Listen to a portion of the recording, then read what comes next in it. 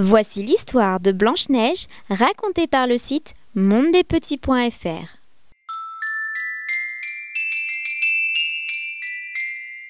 Il était une fois, en plein hiver, quand les flocons descendaient du ciel comme des plumes et du duvet, une reine qui était assise et qui cousait devant une fenêtre qui avait un encadrement en bois d'éden noir et profond. Et tandis qu'elle cousait négligemment, tout en regardant la belle neige dehors, la reine se piqua le doigt avec son aiguille, et 3 petites gouttes de sang tombèrent sur la neige. C'était si beau, ce rouge sur la neige, qu'en le voyant, la reine songea. « Oh, si je pouvais avoir un enfant aussi blanc que la neige, aussi vermeil que le sang, et aussi noir de cheveux que l'ébène de cette fenêtre. » Bientôt après, elle eut une petite fille qui était blanche comme la neige, vermeille comme le sang et noire de cheveux, comme le bois d'ébène. Et Blanche-Neige fut son nom à cause de cela. Mais la reine mourut en la mettant au monde. Au bout d'1 an, le roi prit une autre femme, qui était très belle, mais si fière et si orgueilleuse de sa beauté qu'elle ne pouvait supporter qu'une autre femme la surpassât. Elle possédait un miroir magique, avec lequel elle parlait quand elle allait s'y contempler. « Miroir, gentil miroir, dis-moi, dans le royaume, qui est la plus belle femme ?» Et le miroir lui répondait. « Vous êtes la plus belle du pays, madame !» Alors la reine était contente, car elle savait que le miroir disait la vérité. Blanche-Neige, cependant, grandissait peu à peu et devenait toujours plus belle. Et quand elle eut 7 ans, elle était belle comme le jour, et bien plus belle que la reine elle-même.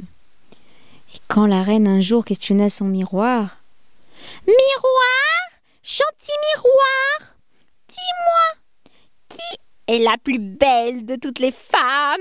« Dame la reine, ici vous êtes la plus belle, mais Blanche-Neige l'est 1000 fois plus que vous !»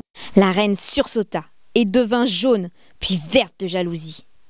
À partir de cette heure-là, elle ne pouvait plus voir Blanche-Neige sans que le cœur lui chavirât dans la poitrine tant elle la haïssait. L'orgueil poussa dans son cœur avec la jalousie, comme pousse la mauvaise herbe, ne lui laissant aucun repos, ni de jour, ni de nuit. Elle appela un chasseur et lui dit « Tu vas prendre l'enfant et l'emmener au plus loin dans la forêt. Ah, je ne veux plus la voir devant les yeux. Ah. Tu me la tueras et tu me rapporteras son foie et ses poumons en témoignage. » Le chasseur obéit et amena l'enfant. Mais quand il tira son couteau de chasse pour le plonger dans le cœur innocent de Blanche-Neige, elle se prit à pleurer et lui dit « Oh, laisse-moi la vie sauve, mon bon chasseur. Je fuirai à travers les bois et ne réapparaîtrai jamais. » Elle était si belle que le chasseur s'apitoya et lui dit « Sauve-toi, ma pauvre petite !» Il était certain, au-dedans de lui-même, que les bêtes sauvages auraient tôt fait de la dévorer. Mais il n'en avait pas moins le cœur soulagé, d'un gros poids, en hésitant ainsi de la tuer de sa main. Et comme un marcassin passait par là, il l'abattit et le dépouilla, rapportant son foie et ses poumons à la reine en guise de preuve.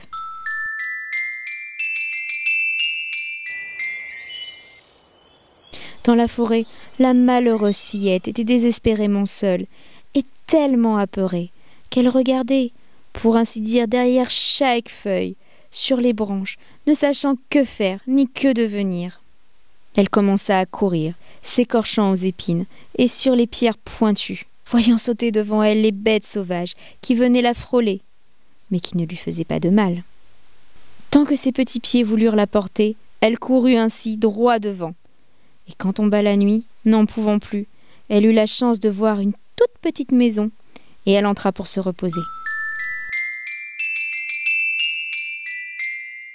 Tout était si petit dans cette maison en miniature, mais si propre et si charmant que c'est impossible de le dire. Il y avait une petite table, qui était déjà mise, avec une nappe blanche, et 7 petites assiettes, ayant chacune son couvert, le petit couteau, la petite cuillère, la petite fourchette et le petit gobelet. 7 petits lits s'alignaient côte à côte, le long du mur, bien faits et tout, avec de beaux draps blancs et frais. Blanche-Neige avait si grand faim et si terriblement soif qu'elle prit et mangea un petit peu dans chaque petite assiette et but une gorgée de vin dans chaque petit gobelet. À chaque place aussi, elle avait pris une bouchée de pain. Après, comme elle était si fatiguée, elle voulut se coucher.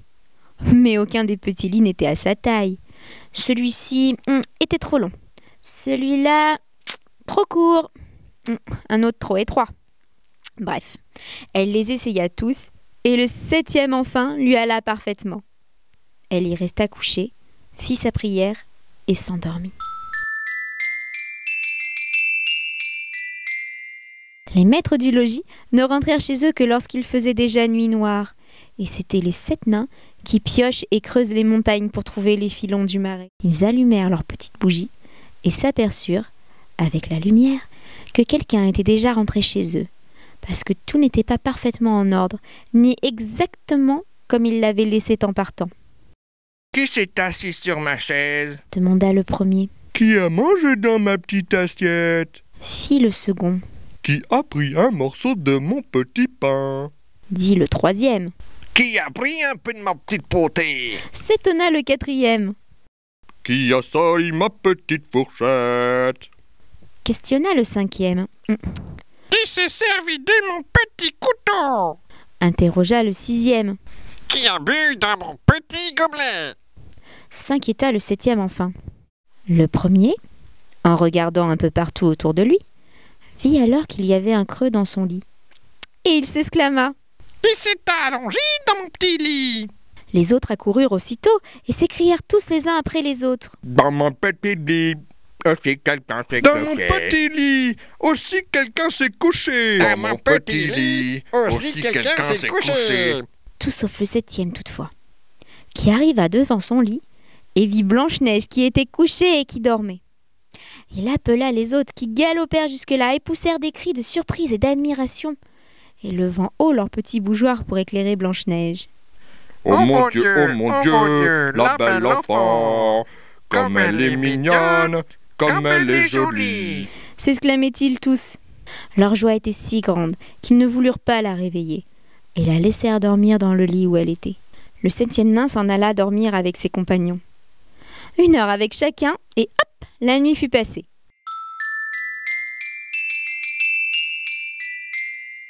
Au jour, quand Blanche-Neige se réveilla, elle eut grand peur en voyant les 7 nains.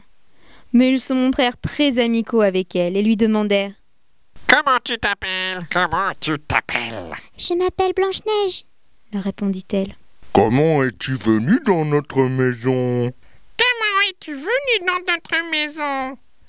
Elle raconta que sa marâtre avait voulu la faire mourir, mais que le chasseur lui avait laissé la vie sauve et qu'elle avait couru toute la journée sans arrêt, jusqu'au moment où elle avait trouvé leur maisonnette. « Veux-tu prendre soin de notre ménage? Tu ferais la cuisine, les lits, la lessive, la couture, le tricot, et si tu tiens tout bien propre et bien en ordre, nous pourrions te garder avec nous et tu ne manquerais de rien. » lui demandèrent les nains. « Oh oui, de tout mon cœur !» Et elle resta avec eux.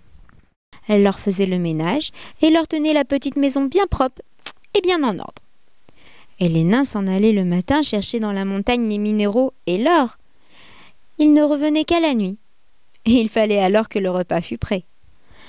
Toute la longue journée, Blanche-Neige restait seule. Et les gentils petits nains l'avertirent prudemment et lui dirent « Tiens-toi bien sur tes gardes, à cause de ta belle-mère. Elle ne tardera pas à savoir que tu es ici.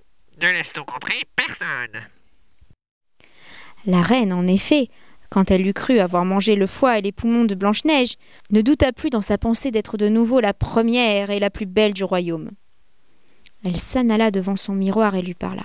« Miroir, gentil miroir, dis-moi, qui est la plus belle de toutes ?» Alors le miroir répondit. « Dame la reine, ici vous êtes la plus belle. Mais Blanche-Neige sur les monts, là-bas chez les 7 nains, est belle plus que vous et 1000 fois au moins. » Elle frémit, car elle savait que le miroir ne pouvait pas dire de mensonge.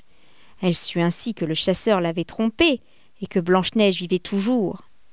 Elle se mit à réfléchir, et à réfléchir encore au moyen de la supprimer. Car si la reine n'était pas la plus belle de tout le pays, la jalousie la dévorait et ne la laissait pas en repos. Et pour finir, quand elle eut forgé quelque chose, elle se barbouilla le visage et se rendit méconnaissable en s'habillant comme une vieille colporteuse. « De beaux articles à vendre, rien que du beau je vends !» Blanche-Neige vint regarder à la fenêtre et cria. « Bonjour ma bonne dame, que vendez-vous ?»« Du bel article, je vends du bel article et du lacet de toutes les couleurs. » En même temps, elle en tirait un pour montrer un beau lacet tressé de soie multicolore. « Cette brave femme, pensa Blanche-Neige. Bon, je peux la laisser rentrer. » Elle déverrouilla et la fit entrer pour lui acheter le beau lacet multicolore qu'elle voulait mettre à son corset. « Mon Dieu, mon enfant, de quoi as-tu l'air? Viens ici que je te le lasse proprement. » Blanche-Neige, sans méfiance, vint se placer devant la vieille et la laissa lui mettre le nouveau lacet. Mais la vieille passa si vite le lacet et le serra si fort que Blanche-Neige ne put respirer, suffoqua et tomba comme morte. « Et voilà pour la plus belle !» ricana la vieille qui sortit précipitamment. Le soir venu, mais ce n'était pas longtemps après, les 7 nains rentrèrent dans la maison. Quel ne fut pas leur effroi en voyant leur chère Blanche-Neige qui gisait sur le sol, inerte et immobile, comme si elle était morte. Ils la redressèrent tout d'abord, et voyant comme elle était cinglée dans son corset, ils se hâtèrent d'en couper le lacet. Le souffle lui revint petit à petit, et elle se ranima peu à peu. Lorsque les nains apprirent ce qui lui était arrivé, ils lui dirent « Cette vieille colporteuse n'était nulle autre que la maudite reine. À l'avenir, garde-toi bien et ne laisse entrer nul être vivant quand nous n'y sommes pas. » La méchante femme, de son côté, aussitôt rentrée chez elle, s'en alla devant son miroir et le questionna. « Miroir, gentil miroir, dis-moi, qui est la plus belle de toutes ?» Et le miroir répondit comme devant. « Dame la reine, ici vous êtes la plus belle. Mais Blanche-Neige sur les monts, là-bas chez les 7 nains, est belle plus que vous et 1000 fois au moins. » Son sang s'arrêta quand elle entendait ces paroles que lui révélaient que Blanche-Neige, une fois encore, avait pu échapper à la mort. « À présent, je vais composer quelque chose à quoi tu ne t'échapperas pas !» Recourant alors aux artifices des sorcières qu'elle connaissait bien, elle fabriqua un peigne empoisonné. Ensuite, elle se grima et s'habilla en vieille femme, mais avec un autre air que la fois précédente. Ainsi travestie, elle passa 7 montagnes pour aller jusqu'à chez les 7 nains et frappa à la porte et cria « Beaux articles à vendre, beaux articles à vendre !» Blanche-Neige regarda dehors et cria « Allez-vous-en plus loin, je ne dois laisser rentrer personne dans la maison !» « Oh, il n'est pas défendu de regarder !» répondit la vieille en tirant le peigne empoisonné pour lui faire voir à travers la fenêtre.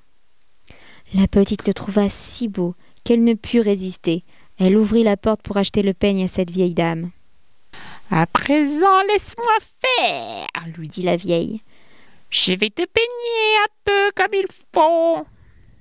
La pauvre Blanche-Neige, sans réfléchir, laissa la vieille qui lui passa le peigne dans les cheveux. Mais à peine avait-elle commencé que le poison foudroya Blanche-Neige, qui tomba de tout son long et resta là, sans connaissance. « Et voilà pour toi, merveilleuse beauté !» ricana la vieille qui s'éloigna bien vite. Par bonheur, la nuit ne tarda pas à revenir, et les 7 nains à rentrer. En voyant Blanche-Neige étendue sur le sol, ils pensèrent tout de suite à l'affreuse marâtre, cherchèrent ce qu'elle avait bien pu faire, et trouvèrent le peigne empoisonné. Dès qu'il l'eut ôté de ses cheveux, Blanche-Neige revint à elle et leur raconta ce qui leur était arrivé. De nouveau, ils la mirent en garde et lui recommandèrent de ne plus jamais ouvrir la porte à qui que ce soit.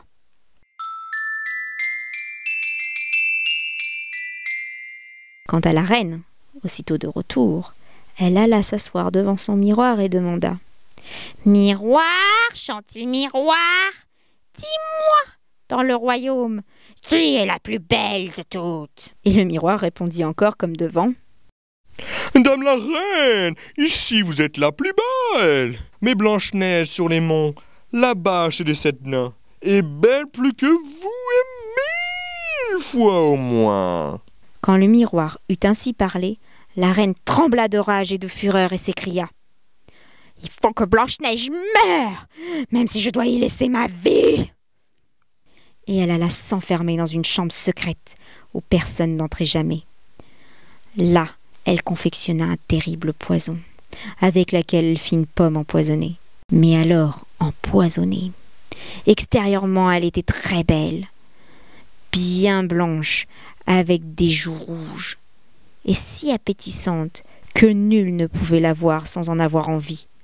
Mais une seule bouchée, et c'était la mort. Lorsque ces préparatifs furent achevés, avec la pomme, la reine se brunit la figure et se costuma en paysanne. Elle se rendit chez les 7 nains, en passant les 7 montagnes.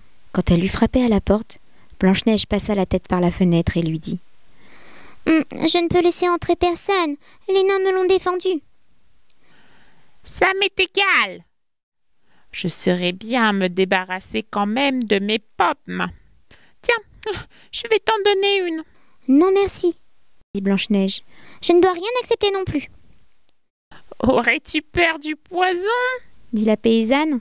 Regarde, je coupe la pomme en deux, la moitié rouge c'est pour toi, et moi je mange l'autre côté. Parce que la pomme avait été faite si astucieusement que la moitié rouge était seule empoisonnée.